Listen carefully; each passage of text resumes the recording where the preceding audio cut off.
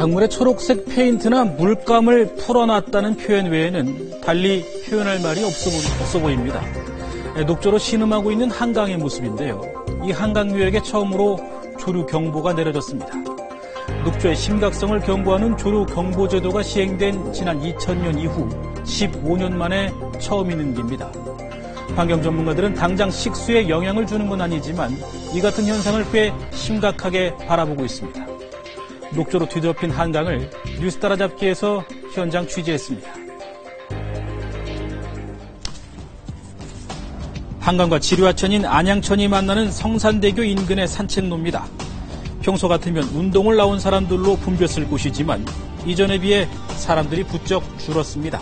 자주 나오는데 요새는 좀 덜 나와요. 냄새가 많이 나가지고 너무 지독해. 비도 많이 죽고 있어요. 죽은 고기에 악취까지 진동하는 강가. 저희가 날마다 마라톤을 하는데 냄새 때문에 여기가 좀 오기 힘들어요. 여기를 뛸 때는 막 숨을 참으면서 막 얼굴 찡그리면서 뛰는데 산책로를 따라 흐르는 강물을 살펴봤습니다.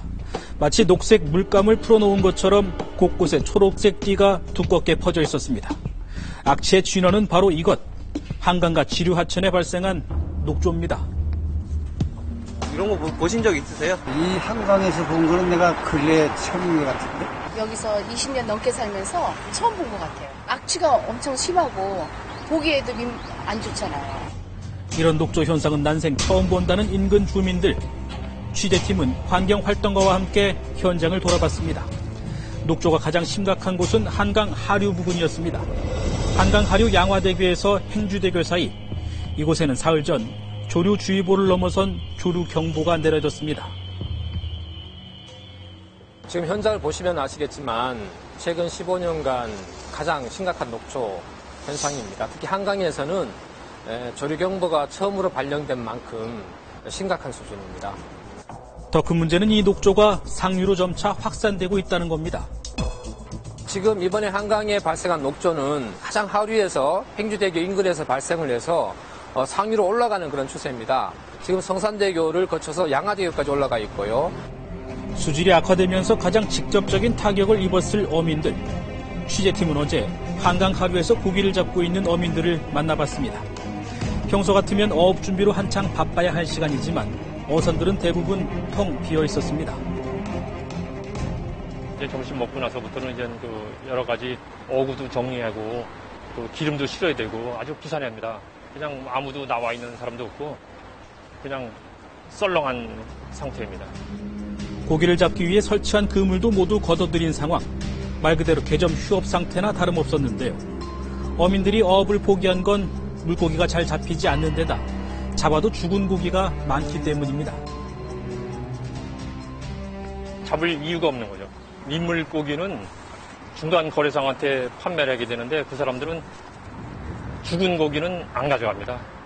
저희가 그 죽은 고기를 잡을 이유도 없고 그냥 포기, 그냥 방관, 그냥 이런 상태입니다. 실제 강에서는 군데군데 죽어 떠오른 물고기들을 어렵지 않게 볼 수 있었는데요. 한 300kg씩 조인하고 붕어, 잉어, 숭어, 장어 그런 종류가 다 죽었으니까 특히 장어 같은 거는 독자인데 그런 게 다 같이 죽었으니까 피해가 많아요. 오늘은 약간 좀 희석이 돼가지고 덜하고요. 지난 그 토요일, 일요일에는 여기에 파란 페인트를 엎어놓은 듯 아니면 그 카페트를 깔은 듯한 엄청난 심한 양이었습니다. 당혹스러운 마음에 당시 한강의 모습을 휴대폰으로 촬영해뒀다는 어민. 녹조 알갱이가 가득한 그날의 강물과 죽은 뱀장어까지 보관하고 있었습니다.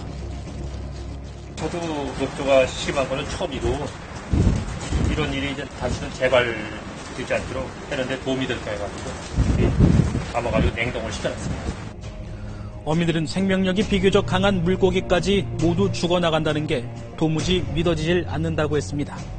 저희가 그 잡은 그 숭어는 거의 100% 폐사고 뱀장어도 한 반 이상이 죽었습니다. 뱀장어는 생명력이 아주 강해가지고 땅에다 올려놔도 쉽사리 죽질 않습니다. 엎친 데 덮친 격으로 죽은 물고기가 녹조 더미 속에서 부패하면서 또 다른 환경 오염마저 야기하고 있는 상황.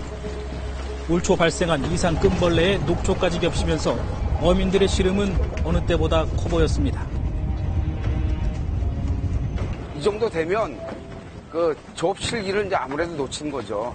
네, 그래서 그거 죽어서 나오는 거 그 힘들게 조업하느니 전부 다 뽑아서 지금 아예 포기를 하고 있는 거죠. 그렇다면 한강 하류를 온통 뒤덮고 있는 이 녹조 현상은 왜 발생한 걸까? 현재로서는 가뭄에 따른 강수량 부족이 가장 큰 원인으로 꼽히고 있습니다. 가뭄으로 팔당댐의 방류량이 줄면서 유속이 눈에 띄게 느려졌고 여기에 기온까지 높아지면서 녹조의 원인이 되는 남조류가 성장하기 좋은 조건이 된 겁니다.